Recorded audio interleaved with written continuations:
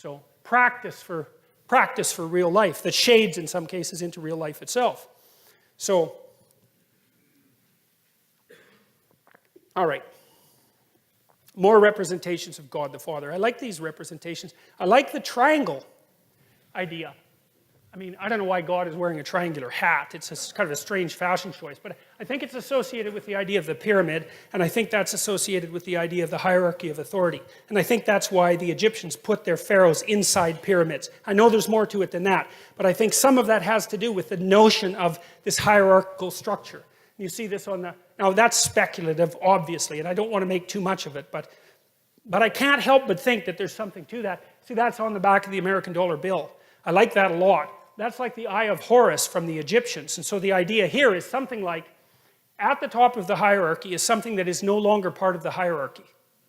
Right? So if you move up the hierarchy enough, what happens is that you develop the ability, as a consequence of moving up that hierarchy, to be detached enough from the hierarchy so you're no longer really part of it, and so that you can move in all sorts of different hierarchies. And the idea here is that the thing that you're really developing is the capacity to pay attention.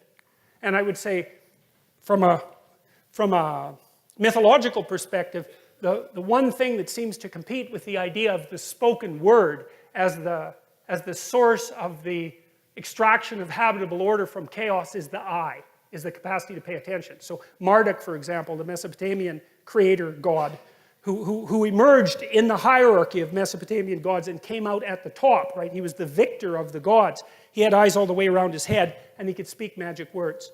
And I really like that. I really like that idea. And the Egyptians developed that idea too, because their god Horus was the eye. Everyone knows the Eye of Horus. That image is so compelling that we still know about it. Everybody has seen the Eye of Horus with a really open pupil. And what the Egyptians learned was that the open eye was what revivified the dead society. It's so smart. So what do you do if your life isn't in order? Bloody well pay attention.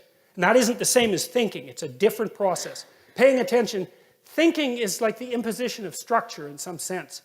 I know I'm oversimplifying, but paying attention is something like watching for what you don't know. And so, like, one of the things I often recommend to my clinical clients if they're having trouble with a family member is, number one, shut up. Don't tell them anything about yourself. And I don't mean in a rude way, it's just like, no more personal information. Number two, watch them like a hawk and listen. And if you do that long enough, they will tell you exactly what they're up to. And they will also tell you who they think you are. And then you'll be shocked because they think you're something, generally speaking, that's not like what you are at all. And when they tell you, it's like a revelation to both of you. But attention is an unbelievably powerful force. And you see this in psychotherapy too, because a lot of what you do, and in any reparative relationship, is really pay attention to the other person. Pay attention and listen. And you would not believe what people will tell you or reveal to you if you watch them as if you want to know, instead of watching them so that you'll have your prejudices reinforced. That's usually how people interact. It's like, I want to keep thinking about you the way I'm thinking about you, and so I'm going to filter out anything that disproves my theory. That's not what I'm talking about at all. It's like, I'm going to watch you and figure out what you're up to. Not in a rude way, none of that. I just want to see what's there. And that'll be good for you, probably, and also be good for me. And so, so that's the idea that, climbing up a hierarchy of authority can give you vision, and that vision can transcend the actual hierarchy. And I think that's also that's the metaphysical space that an artist occupies. Because artists really aren't in a hierarchy, they're outside of hierarchies. You've watched The Lion King, most of you? Yeah. That's Zazu, the little bird that's the eye of the king. That's the same thing there. So, and that's echoed in this idea as well. So that's some more ideas of hierarchies, same idea. This is, right, gold, silver, bronze. Why gold? Gold is the sun. Gold is pure, right? And so the idea is that the thing that's at the top of the hierarchy is incorruptible, because gold doesn't mix with anything else, right? It's this sort of metal that doesn't ever become corrupted. It's a noble metal. It doesn't become corrupted.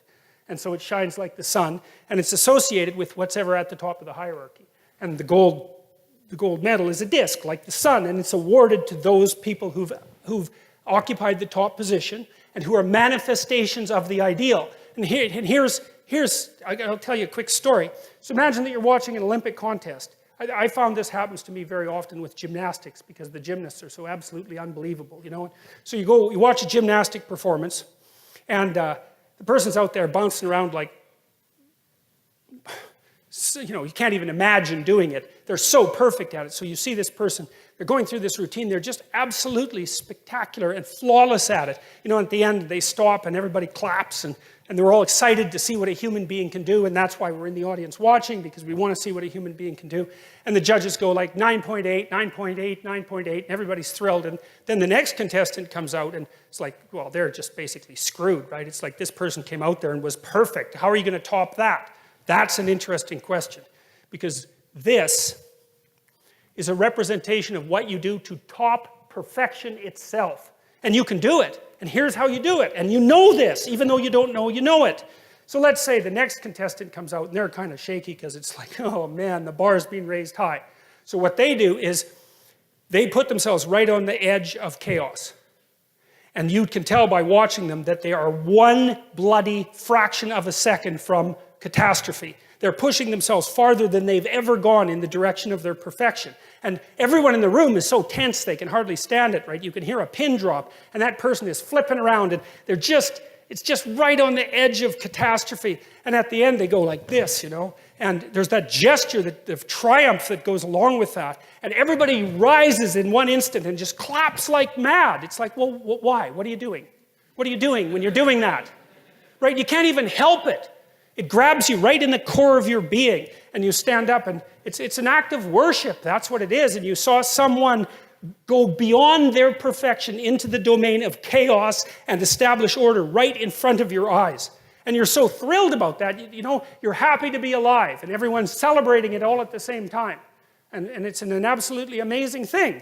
And that's what, well, sometimes that's what this represents, and sometimes that's what this represents. And that's what we're trying to get at, because that's at the pinnacle of the hierarchy, right? Not only are you doing what you should be doing, but you're doing it in a way that increases the probability that you'll do it better the next time you do it. And then you could say, here's another thing to think about along the same lines. And I know we haven't got to Adam and Eve yet.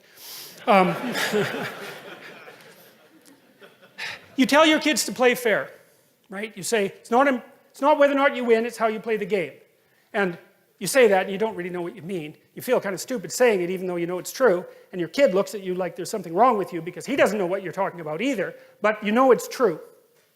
And so here's why it's true. Life isn't a game. It's a set of games. And the rule is, never sacrifice victory across the set of games for victory in one game. Right? And that's what it means to play properly. You want to play so that people keep inviting you to play, because that's how you win, right? You win by being invited to play the largest possible array of games. And the way you do that is by manifesting the fact that you can play in a reciprocal manner every time you play, even if there's victory at stake. And that's what makes you successful across time. And we all know that, and we even tell our kids that, but we don't know that we know it. And so we're not adapting ourselves to the game and victory in the game. We're adapting ourselves to the meta game and victory across the set of all possible games. And that's what that's exactly what, as far as I can tell, that's exactly what this is aiming at too. That's the same idea, that there's a mode of being that transcends the particularities of the localized contest. That's the other way to think about it. And to act morally is not to win today's contest at the expense of the rest of possible contests. And again, I don't see that as something that's arbitrary. It's not relativistic. There's an absolute moral stance there, and everyone recognizes it. And I also think it's the key to success. And I would also say it's very much akin in a strange way. Like the person who is the master at being invited to play the largest possible number of games is also the same person. I haven't quite figured out the precise relationship between these two, is also the same person that goes out forthrightly to conquer the unknown before it presents itself as the enemy at the door. They're the same thing.